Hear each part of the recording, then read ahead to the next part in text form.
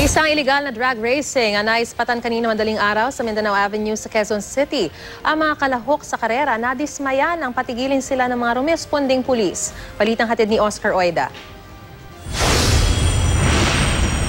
Kuha ito ng mga kariristang naghihintay ng tiyempo sa mga dumaraang sakyan pasado na sa madaling araw sa Mindanao Avenue, Quezon City.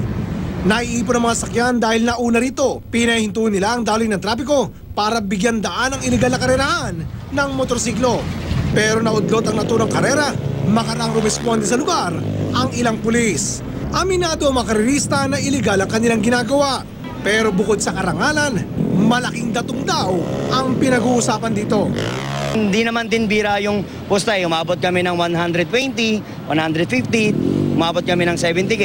So nandito na lang kami bilang pride na lang. Kaya sorry na lang kung nakaka-interrupt kami sa traffic, pero nandun yung pride namin bilang karerista.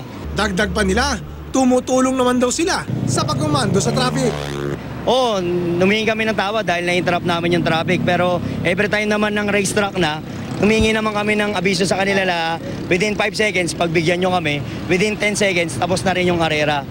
At bagamat dismayado muna sila sa pagkakaudlot ng kanilang karera, naiintindihan naman daw nila na ginagawa lang ng mga pulis ang kanilang tungkulin.